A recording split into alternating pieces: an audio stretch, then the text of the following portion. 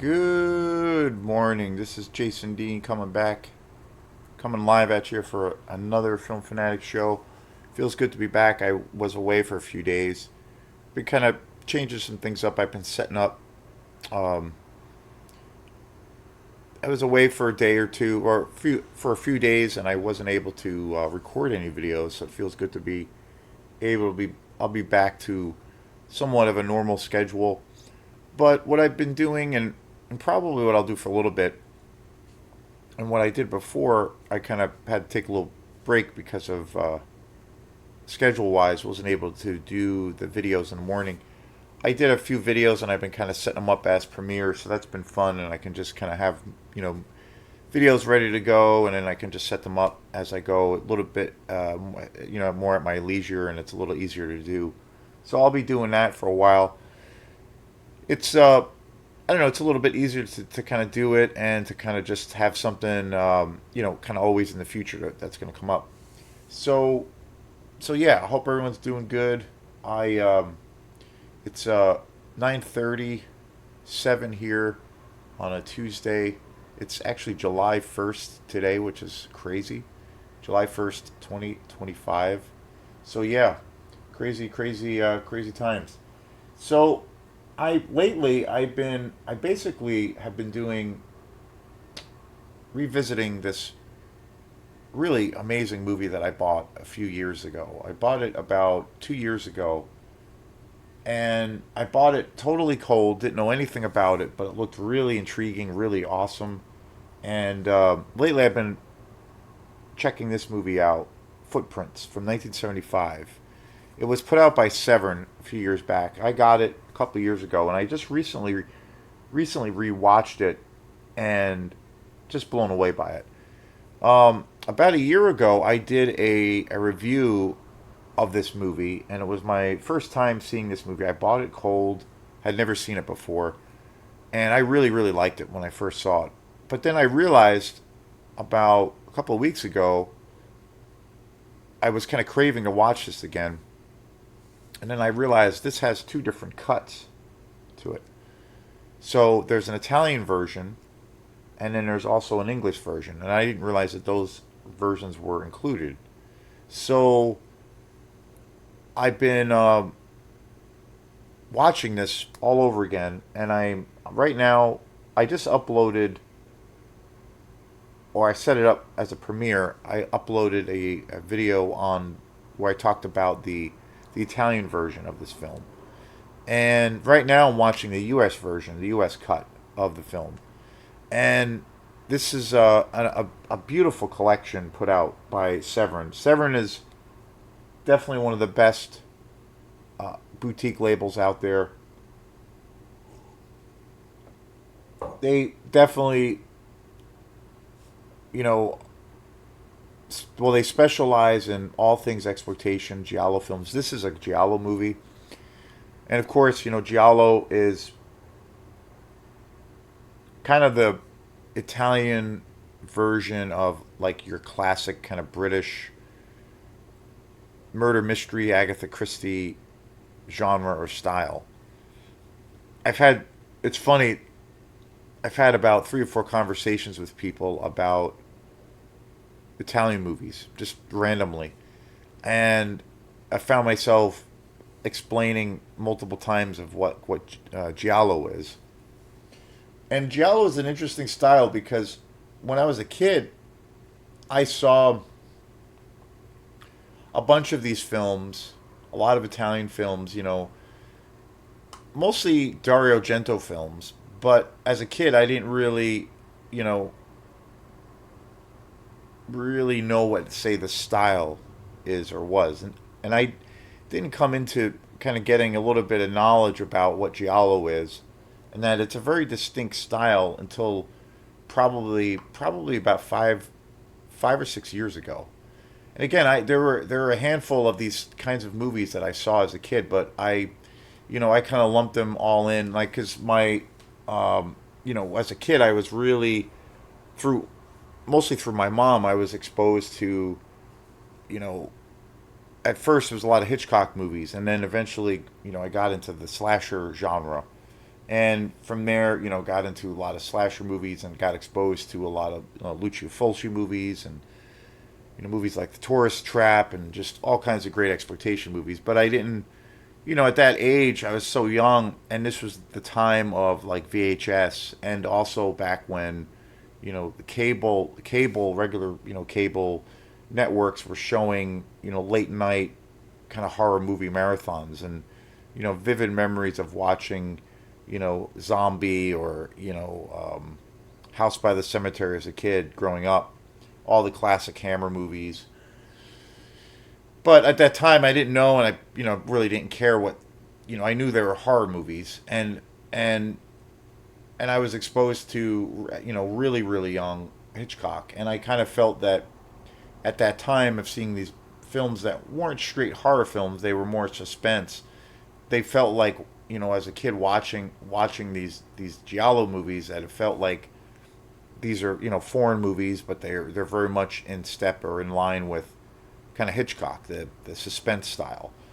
But it wasn't until about 5 or 6 years ago where a couple of YouTube guys that I watch, one in particular, there's two YouTube guys that I love the most. 42nd Street Forever, which is this UK guy who is just this guy has such a deep knowledge of all things exploitation, unbelievable. Yeah, he takes the deepest dives, and he kind of just specializes in that genre. So I've learned a lot from his channel, and then the other channel that I just love, and I've probably actually learned the most from this channel is Mood616, who is a Canadian YouTube guy, who also he covers. He doesn't just always cover exploitation movies and horror movies. Um, he does other genres, but his specialty, his main thing is the exploitation world. And that's kind of where he was talking a lot, and I've learned a lot by watching his channel, and that's really where I first heard the term giallo. So it's very interesting. So I've been watching this. Again, I just started. I'm almost done with it, and I'll do a show on it. But I've been watching the U.S. cut for Footprints. Extraordinary movie. I can't get enough of this movie, and it's such a long. Well, I should say it's a slow burn. It's definitely a giallo movie. There's so much atmosphere. The thing that I was blown away by instantly when I first saw this movie was the cinematography. There's so much beautiful cinematography in this movie, and I had said in a video, the video I just that I have now that's set for premiere on my review of Footprints, the Italian version, that this movie is like I could kind of see this being a movie for people who maybe an introduction to to the world of exploitation, and especially the world of giallo films. Because it's interesting. I had a conversation the other day with my girlfriend who, you know, we've gotten in these discussions about movies. She's into films quite a bit, and we have a lot in common with that. But she also, she hasn't really taken the time, or maybe even not hasn't really had the interest in watching exploitation movies per se. But she knows I love them to death, and that's my favorite style. And we've had these pretty funny conversations because she knows, like, I go to the movies fairly often, and I'm pretty critical of movies, especially newer films that I see. And she's always like kind of dumbfounded as to, like, if I go see a newer movie and I don't really like it and I'm really critical of it and I kind of trash it, or whatnot. And she's like, I don't understand why that movie didn't work, or why that this newer movie, 2025 movie is so bad when you basically watch garbage movies all the time. So it's pretty funny. And I always like explain to her like how my weird brain works around that, and the whole thing around, which I think is very true. But the whole idea of, it's a cliche thing to say, but I think it's really true, at least for me. The idea of it's so bad it's good. That's I really stand by that. And for me, when it comes to a lot of these movies, when in comparison to say bigger budget Hollywood movies, that's that's kind of what it is for me. And she hasn't really been exposed to too much exploitation movies. She kind of generally knows about it. She's probably seen a couple of them, but she's really turned off by, you know, which I understand for a lot of people, like copious amounts of violence and brutality that's shown in some of these films, the sexual content and all those things. And I've explained to her, well, that's part of it. That's definitely like in the horror genre. You have films that really do push the envelope that way. Movies like Maniac, my favorite slasher movie of all time, but probably one of the most disturbing movies of all time. And there's a Gore in Venice is another movie I can think of, which is a slasher movie that is, and it's also a giallo movie. Another movie, Torso by, uh, you know, Sergio Martino, another pretty brutal giallo movie. But that's not all of it. I mean, there's a lot of exploitation movies that are just totally, totally whacked and crazy and just really funny. Um, and it's so there's a thing of where it's so again it goes back to it's so bad it's good. So it's hard to take anything seriously because of the how low budget that film could be, maybe how bad the acting is, or even how bad the editing is. One of the greatest examples of a movie that is just such a dumpster fire and such an utter train wreck, and it's also one of my favorite movies of all time, is The Spookies. That movie exemplifies that, but that movie is just amazing. But she also, at the same time, she has a real big interest. She loves a lot of foreign movies. She loves a lot of films that are, kind of considered, or is at least open to movies that are considered to be, say, art house films. And I said, well, I think a genre that might be good for you, or that you might really enjoy, or that could even be a gateway to checking out more exploitation movies is the giallo films, the giallo style, because they're much more in step with like Hitchcock. They're not they're not necessarily extremely brutal, violent movies. And I said, well, Footprints could be that movie because again, it's very low budget in a lot of ways. It's got all those classic tropes of an exploitation movie, but it's such a beautifully shot movie, and it has this real art house quality to it, and it's a real interesting kind of juxtaposition. And I said, well, I think this movie, Footprints, is a movie you would probably really dig. So that's why I said I think Footprints could be a movie that could open up that door to people. If they've never seen any giallo films or any exploitation movies, this could be a movie because I think it's safe to say everybody loves Hitchcock films to some degree. So I think this could act as like that, bridging that gap and being like, oh wait, there's this whole other world of filmmaking that I've never checked out, and it's so huge and it's so broad. When you say the word exploitation, that can mean a thousand different things. You have your black exploitation, you have your sex exploitation, you have your slasher movies, um, you have your crime, kind of gangster exploitation movies. You have like racing exploitation. I mean, the list is endless. So, and then you have giallos, westerns. So even comedies. So it's endless. And so I said this could be that movie that could open you up to a whole new world if you're into it. So yeah, and this beautiful collection here put out by Seven of Footprints has so many great special features on it. And I was watching again, like again, the other night. I finished watching the Italian cut, and I just set up my review for the Italian cut of Footprints. And I was watching the special features, and I was there's an extraordinary interview on here.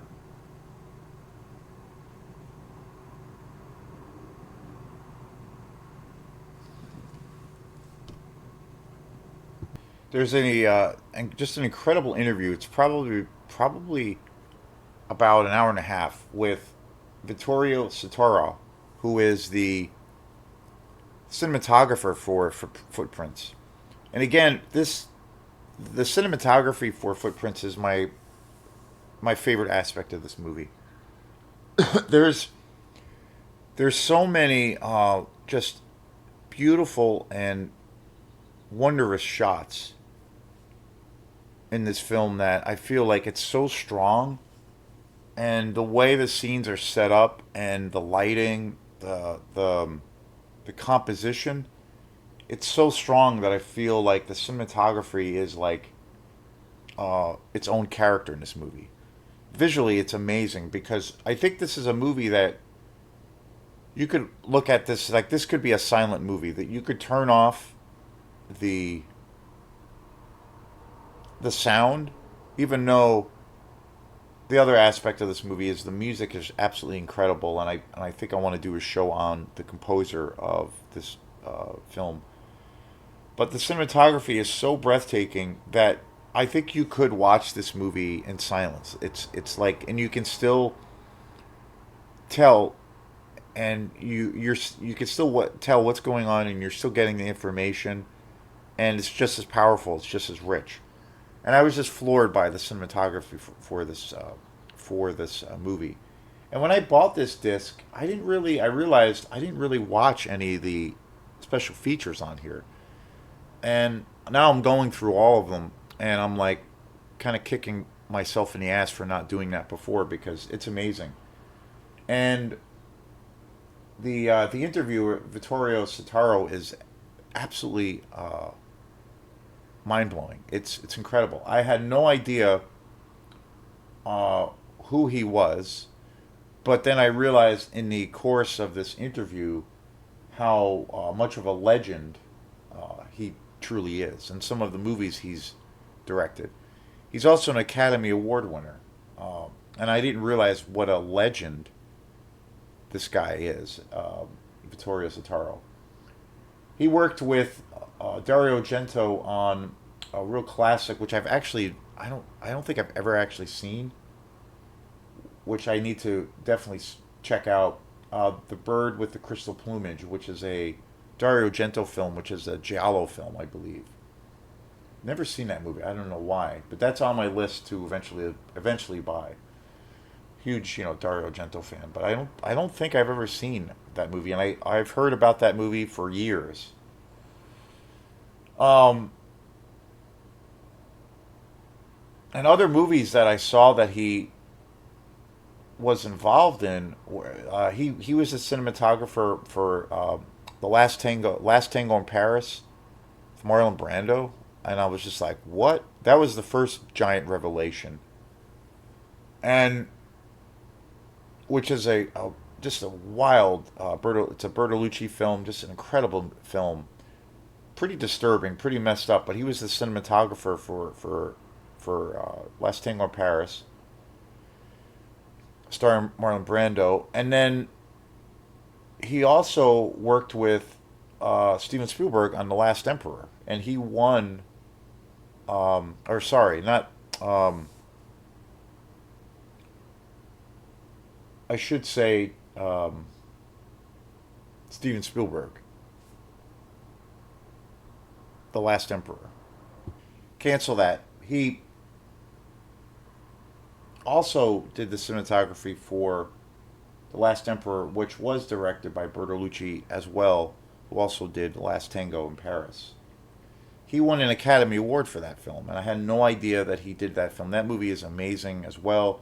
Of course, visually, it's absolutely gorgeous and absolutely stunning. Um, the biggest revelation that I heard in this interview with Vittorio Storaro was he was the cinematographer for Apocalypse Now, and I was just like, when I heard that, I almost fell off my chair because that movie, again, visually, that's another movie that is so close to my heart. It's one of the most incredible films ever made, and in my collection, and I've talked about this before. I have pretty good, pretty huge collection at this point. I'm looking to buy. It's been a while since I've bought any new Blu-rays, but I need to do it. I'm going to do it soon. I've been basically like watching a lot of the movies I've bought, and I've gotten a few things here and there, like a Goodwill, and there's a lot of movies that I hadn't actually watched yet, so be kind of doing that, and then revisiting like Footprints. Been rewatching a lot of these movies, kind of immersing myself in them. But as far as buying new Blu-rays, it's been a while, and I need to do that very soon. But and I have in my collection. There's I definitely have my prize possessions, my favorite Blu-rays that I own, and I think, and I've talked about this before, but I think my most prized possession, which I think is just the most epic Blu-ray that I have, and that is Coppola's the Apocalypse Now, the Redux, the extended version, and it's unbelievable. It's yeah, that's my most prized possession, and I had no idea that Vittorio Sitaro did was the cinematographer for that film, because again, that movie is so powerful and such a trip, and so it's such a that movie for me is such a psychedelic experience. It makes me feel like I'm on hallucinogens, even though I don't do drugs. And it's such a, you know, Conrad's book Heart of Darkness is also like one of my favorite books, and it's such a great adaptation of that story. And it's Coppola at its best as a director. So I was completely floored by the work and films that he's done. And it's such an interesting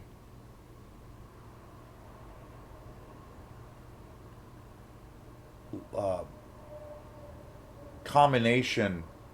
I mean, because Vittorio Sitaro worked in he's Italian, of course, and worked on a lot of giallo films, very low budget Italian films, and then also did these big, epic Hollywood stories like Apocalypse Now, which I had no idea. And that he won the Academy Award for The Last Emperor, which is just insane. And it's one of the most interesting special feature segments I've ever come across, one of the most interesting interviews I've ever come across. Yeah, I was just blown away by it.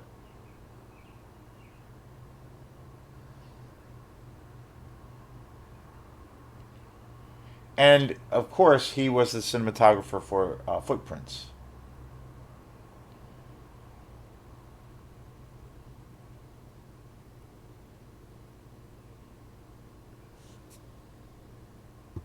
Other classic films that he also was the cinematographer for was the Conformist in 1970, The Spider's Stragium, The Sheltering Sky, which is wild. Um, Another huge like sweeping film, another Bertolucci film. Just wild, like the movies he's worked on. Wonder Wheel in 2017. Of course, The Last Tango in Paris in 1970. Cafe Society, 2016. I mean, he's like 85 now, and he's still been pretty prolific. 1900. Uh,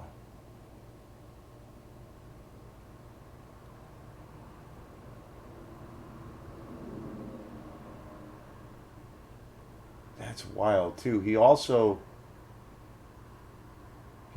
did the most recent. Wow, Coupe de Chance, which is a movie that was the most recent one of the most recent films of Woody Allen, and which is a really great movie. I did a show on that, and I had no idea that he also was the cinematographer for that. Wow, mind blowing. Last Emperor, of course, Apocalypse Now, Before the Revolution, The Fifth Chord,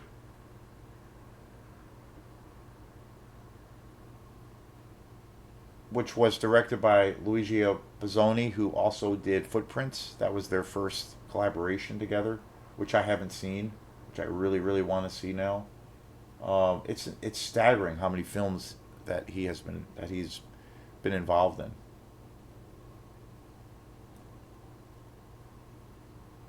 Yeah, it's wild. Rifkin's Festival, Reds, Visions of Light, Little Buddha, One from the Heart, wow, which is a early Coppola film. Wow, just wild.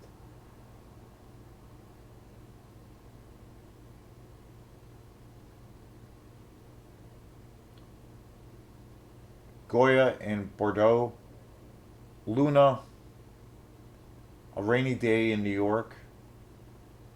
Just yeah, amazing, absolutely amazing, absolutely amazing. Dick Tracy, he also did. Ah man, from 1990, and it was directed and also starring Warren Beatty. Staggering. So coming to learning about all of this from just watching this special features thing that I just was like, I don't know. When I first saw this disc, when I first got Footprints, I really liked the movie a lot. And right now I'm watching. I'm watching. I just finished again. Like I watched the Italian cut, and now I'm watching. I'm almost done with the U.S. cut, and taking a deep dive. When I first bought this disc, when I first got this beautiful Seven release, again I didn't take the time to check out the special features, and again I'm just like, holy shit, like amazing, amazing. So I had absolutely no idea that this, that the legacy that Vittorio Sotaro has and has left us. I mean, and he's still active. I mean, yeah, amazing.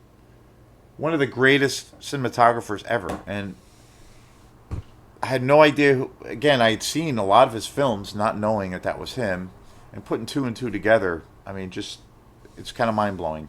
So I wanted to do a show today, just about uh, the mastermind, behind so many films as being the cinematographer, and just the genius and the brilliance of Vittorio Sotaro. So yeah, you just that's one of the things I love about checking out certain films. And this is a prime time example, or number one reason why I love special features so much, because I probably would have never found any of this information out. So incredible. And this is all due to Severin. So amazing.